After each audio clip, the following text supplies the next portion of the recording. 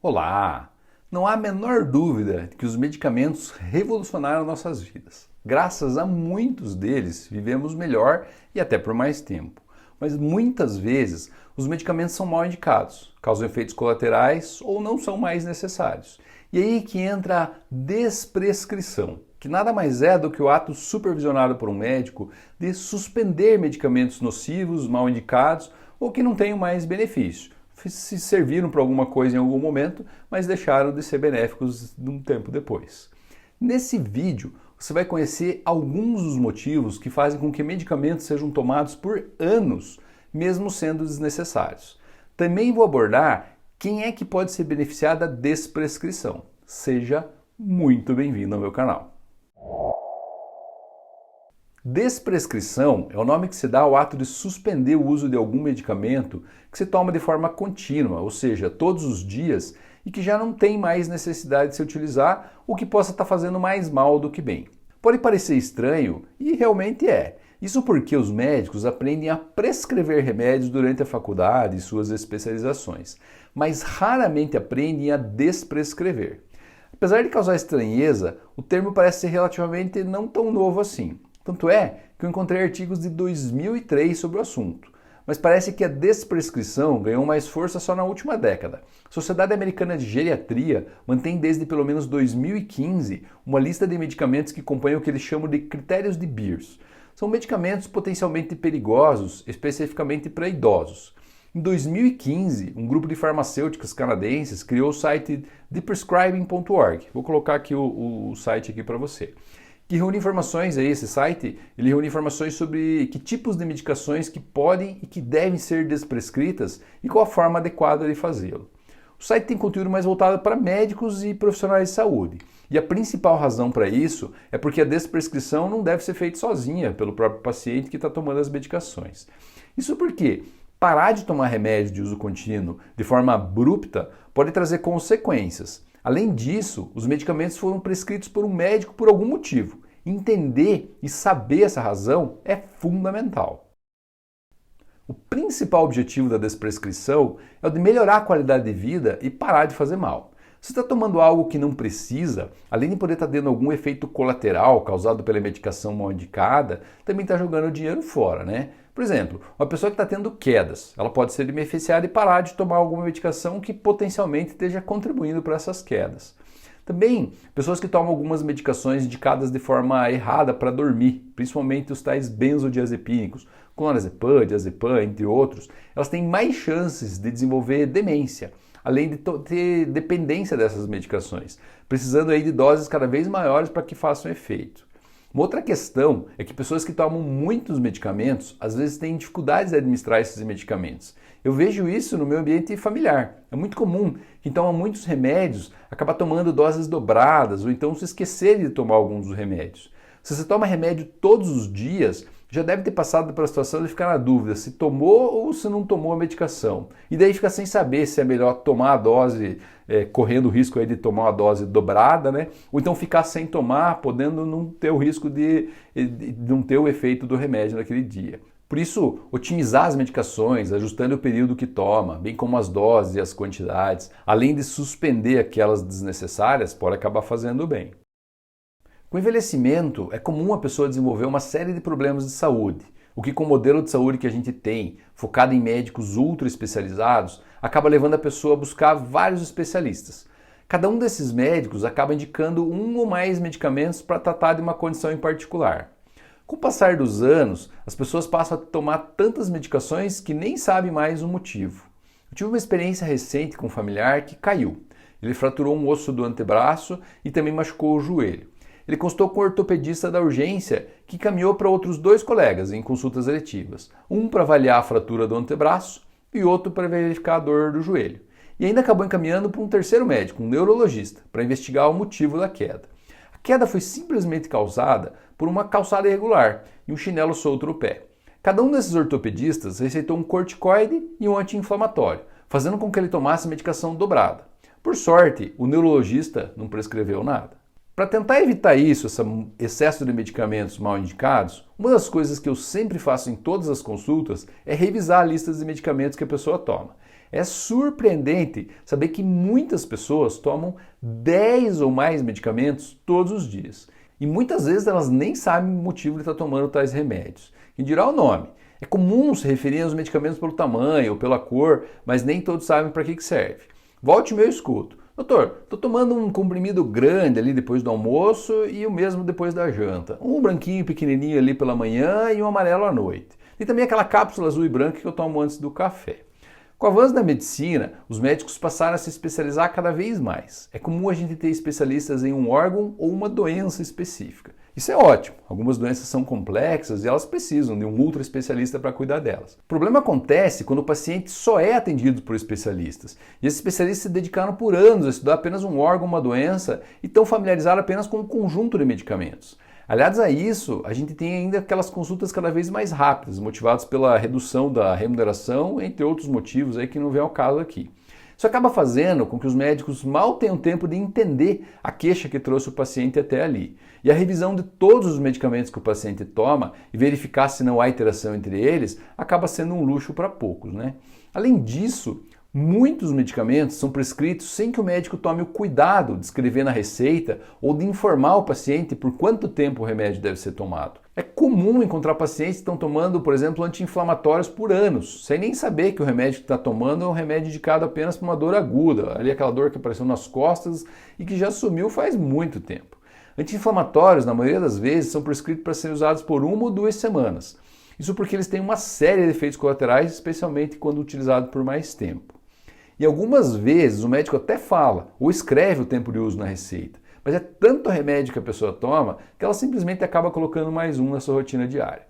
Para complicar essa equação, muitos desses medicamentos são comprados sem receitas nas farmácias e o paciente nunca mais volta no especialista e acaba com mais um medicamento na sua lista, que é comprado ali sem precisar renovar a receita. Uma outra causa do uso desnecessário de medicações são as prescrições hospitalares. Algumas vezes o paciente sai do hospital com uma receita feita às pressas e com medicações mal indicadas. O exemplo é a insulina. Eu canso de ver pacientes que antes de serem internados faziam uso de metformina ou algum outro comprimido para tratar diabetes. Só que eles acabam com uma receita de insulina quando saem do hospital. É protocolo na maioria dos hospitais suspender os remédios para o diabetes e fazer o controle do açúcar no sangue só com insulina. Só que isso tem indicação de ser feito apenas durante o internamento. E tem vários motivos para isso. Mas normalmente, quando os pacientes saem do hospital e que não usavam insulina antes do internamento, na maior parte das vezes eles podem suspender a insulina e voltar a tomar os medicamentos na forma de comprimido. Porém, às vezes, os pacientes ficam confusos, né? E além da insulina, acabam também tomando os remédios que já tomavam, ali, da forma oral. Um esquema que muitas vezes é desnecessário e que pode causar hipoglicemias, né? Que é quando cai açúcar do sangue de forma exagerada. Além, obviamente, de outras consequências. Um outro problema do medicamento mal indicado é que às vezes o paciente ganha outro remédio para tratar os efeitos colaterais do primeiro remédio. Pois é, as pessoas que tomam anti-inflamatórios diariamente de forma desnecessária acabam tendo dores no estômago, o que os leva a tomar medicações antiácidas para combater o problema no estômago. E apesar de não estar bem estabelecido, o eprazol, pantoprazol, lansoprazol e todos os seus derivados, eles também podem ter efeitos colaterais no uso a longo prazo. Anti-inflamatórios podem aumentar a pressão arterial e um antihipertensivo pode acabar se somando à extensa lista de remédios já de uso contínuo. Além de tudo isso, os médicos têm medo de trocar ou de alterar a prescrição de outros colegas. Acredito que possa estar se metendo onde não deve. Porém, o que está em jogo é a saúde do paciente. Quando eu tenho dúvidas e sei que o paciente tem um acompanhamento com algum especialista de forma rotineira, eu faço uma carta para o especialista ou entro em contato. Na carta eu questiono a possibilidade de suspender algum medicamento ou então de trocar por outro. Muitas vezes para o mesmo problema, porém com custo ou ainda de uma forma mais simples de tomar no contexto ali de todos os medicamentos que essa pessoa usa diariamente. Nessa comunicação com outro especialista, eu aproveito para informar todos os medicamentos que o paciente está tomando. Pode parecer surpreendente, mas os médicos às vezes não sabem de todos os remédios que os seus pacientes usam. Eu diria que um dos inúmeros motivos que me levaram a fazer medicina de família foi justamente essa possibilidade de coordenar o cuidado, além de gerenciar os medicamentos que possam estar duplicados, fazendo mal ou ainda sobrando, na lista de remédios de uso diário. E claro, a minha grande motivação é de poder cuidar da maioria dos problemas de saúde dos meus pacientes, dando suporte contínuo e mais do que tratando e diagnosticando doenças, promovendo saúde. Tem uma frase que o professor nos dizia e que cabe bem aqui. Quem tem vários médicos, na verdade, não tem nenhum. Cada um vê um pedaço, mas ninguém vê o todo. A minha motivação é justamente a de poder ser esse médico de referência, que vê a pessoa como um todo. E para completar, há poucas pesquisas científicas sobre a desprescrição. Eu entendo que é um assunto que gera poucos lucros e ainda tem um potencial de causar prejuízos para a indústria farmacêutica, o que pode motivar pouca atenção a esse tema de extrema importância. Na realidade, toda e qualquer pessoa que toma algum medicamento deveria fazer um acompanhamento periódico com um médico de confiança. É a oportunidade para revisar se a medicação está bem indicada e se deve ser mantida, se a dose está adequada e se ela continua fazendo o efeito desejado. E se a pessoa está tomando a medicação também de forma correta, né? Alguns pacientes estão sob um risco maior de efeitos colaterais e de abuso de medicamentos. Entre esses estão os idosos, as pessoas que consultam com muitos especialistas, aqueles que têm doenças nos rins, o que não adere aos tratamentos, aqueles que têm baixa expectativa de vida e também os que têm algum tipo de demência. Os idosos são potencialmente os que mais fazem uso de múltiplas medicações, sejam porque têm múltiplos problemas de saúde ou pelo histórico de passarem pela mão de inúmeros especialistas sem ter um médico único que coordene e gerencie o seu cuidado de saúde. Sobre as pessoas que consultam com muitos especialistas, é algo cultural. Se você tem dor no estômago, você vai no gastrologista. Se você está com dor de cabeça, vai no neurologista. Se tem dor nas costas, acaba indo no ortopedista. Quando você procura especialistas diretamente, sem ter um médico generalista de confiança que eu conheça e eu acompanhe, aumenta muito a chance de receber medicações desnecessárias e mal indicadas. Já sobre os pacientes doentes renais, existem medicamentos que são proibidos, sim, proibidos de serem utilizados por pessoas que têm problemas nos rins. Isso porque eles podem danificar ainda mais o órgão e por isso a desprescrição é mais do que necessária. Uma outra situação é que algumas pessoas têm dificuldade em aderir às medicações, seja por terem sido mal atendidas por algum médico ou simplesmente por não gostarem de medicações e não terem recebido uma explicação sobre a eventual necessidade de algum remédio. Esses podem acabar com múltiplas receitas de remédios que são tomados aleatoriamente e que acabam não trazendo benefícios. A pessoa toma vários medicamentos, mas em doses erradas. Se já não toma direito, melhor suspender definitivamente. Pacientes em estágios terminais podem se beneficiar da retirada de muitos medicamentos. Muitas medicações são usadas para trazer benefício no longo prazo. E quando a terminalidade se aproxima, alguns medicamentos deixam de ser necessários ou de ter utilidade. E por último, mas não menos importantes, pacientes que têm algum tipo de demência acabam fazendo uso de inúmeros medicamentos, às vezes prescritos apenas de alguma forma pontual para tratar algum sintoma e que muitas vezes podem ser seguramente descontinuados. Todo e qualquer medicamento pode acabar sendo desnecessário em algum momento, mas existem alguns que têm normalmente a indicação de serem utilizados por um curto período, sendo usados por longos meses ou anos somente em condições muito particulares. Entre esses medicamentos, que devem ser usados por um tempo curto, estão os benzodiazepínicos, os anti-inflamatórios, os inibidores da bomba de prótons e alguns medicamentos para o diabetes, antihipertensivos e também os remédios para pressão arterial. Os benzodiazepínicos, alprazolam, bromazepam, clonazepam, diazepam, lorazepam, midazolam, entre vários outros, são muitas vezes indicados por um curto período, principalmente para reduzir sintomas ansiosos, até que o medicamento ansiolítico comece a fazer o efeito que ele precisa. Isso pode levar algumas semanas. Após isso, eles devem ser descontinuados. Como eles acalmam e relaxam e também facilitam o sono, e muitas vezes eles acabam sendo utilizados por anos como remédio para dormir. O sono é um assunto complexo, existem outras formas de abordá-lo, mas o uso de benzodiazepínicos definitivamente não é a melhor opção para tratar o sono. O principal efeito colateral é de produzir sedação e afetar a memória com seu uso contínuo. Já os anti-inflamatórios, como por exemplo o ácido acetil salicílico, AS, diclofenaco, ibuprofeno, naproxeno, nimesulida e tantos outros, eles ajudam a reduzir a dor e tratar inflamações. Eles são muito bem indicados por uso por longos períodos para pessoas que tenham doenças como lúpus e artrite reumatoide. Porém, eles têm como efeito colateral, no uso prolongado, a formação de úlceras e até sangramentos no estômago. Também podem fazer danos aos rins, ao fígado e também podem causar zumbido nos ouvidos.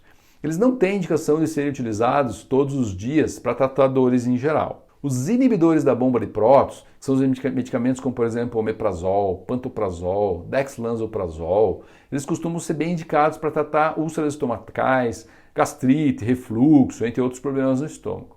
Normalmente, o uso é realizado por um período ali de poucos meses, 2, 3, 4 meses, sendo indicados para uso contínuo somente em situações muito particulares. Seu uso contínuo está associado a piora na absorção da vitamina B12 e também por fraturas de quadril.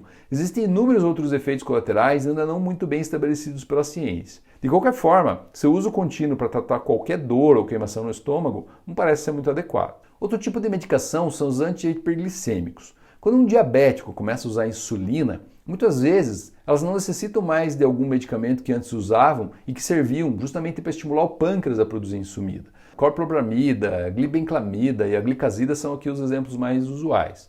Além disso, com o passar do tempo, algumas pessoas começam a ter sintomas de hipoglicemia e alguns medicamentos precisam sim ser revistos. E muitos medicamentos que atuam no diabetes são contraindicados para quem tem problemas graves nos rins, podendo piorar a função renal. Já sobre os antidepressivos, normalmente são medicações que atuam no cérebro e que são indicadas em muitas situações e muitas vezes elas precisam sim ser usadas indefinidamente, até o fim da vida.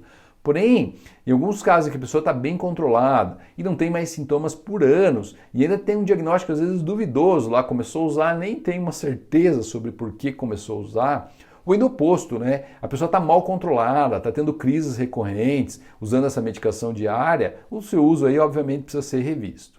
E por fim, os antihipertensivos, principalmente nos idosos. Os valores-alvo da pressão arterial são bem estabelecidos ali para os idosos, né? A gente considera lá o 12/8 ou 120/80 para a grande maioria das pessoas. Mas isso são os estudos com os mais jovens, né? Agora com idosos a gente não tem isso muito bem estabelecido. Além disso, muitas medicações têm como efeito colateral reduzir a pressão arterial e os idosos acabam tomando várias medicações por inúmeras razões. Tem remédio que não é feito para reduzir a pressão arterial, mas é um efeito colateral indesejado, né, que a gente não gostaria. Quando os valores da pressão se tornam muito baixos, promovendo sintomas como tontura ao se levantar, ou até quedas, os medicamentos antihipertensivos precisam sim ser revistos. Normalmente, um paciente não vai chegar num consultório com uma lista de 15 medicamentos e sair com 2, né? A desprescrição precisa ser feita aos poucos. E nem todos os medicamentos podem ser retirados. Às vezes os 15 medicamentos são sim bem indicados. Quando necessário, os medicamentos são descontinuados aos poucos. Às vezes se para 1 ou 2 medicamentos e se aguarda 1 ou mais meses para avaliar a resposta. Alguns medicamentos não podem ser suspensos da noite para o dia. Eles têm o risco aí de trazer efeitos colaterais que acabam dificultando a sua descontinuação. Os principais deles são os medicamentos que atuam no cérebro e que precisam de receita especial para ser comprados. A descontinuação abrupta pode levar a sintomas como tontura, formigamentos, diarreia, entre inúmeros outros. O ideal ainda é que seja uma decisão compartilhada entre o médico e o paciente, de uma relação de respeito e confiança. Ou seja, a mensagem final que eu deixo aqui é: não pare de tomar medicações por conta própria. Não é seguro. Conte sempre com a ajuda do seu médico. A desprescrição é parte da boa prescrição e se refere ao ato de suspender o uso de medicamentos nocivos, mal indicados ou sem benefício para uma pessoa. Muitas vezes a pressa do médico em querer resolver um problema acaba fazendo com que o medicamento acabe sendo tomado por anos, mesmo sem precisar. Outras vezes as medicações acabam não tendo mais benefícios em estágios diferentes da vida. O acompanhamento com um médico de confiança e que faça a coordenação do cuidado pode ajudar a evitar esses problemas e ainda contribuir com a suspensão de medicamentos já desnecessários. Nem todo remédio deve e pode ser desprescrito. O médico é o responsável por fazer esse cuidado de forma adequada e segura. Eu recomendo que você tenha um médico único para coordenar a sua saúde. Eu espero que você tenha gostado desse vídeo. Se ainda não fez, deixe o seu curtir e siga o meu canal. E se ficou com dúvidas, deixe seus comentários aqui abaixo. Um forte e caloroso abraço. Tchau!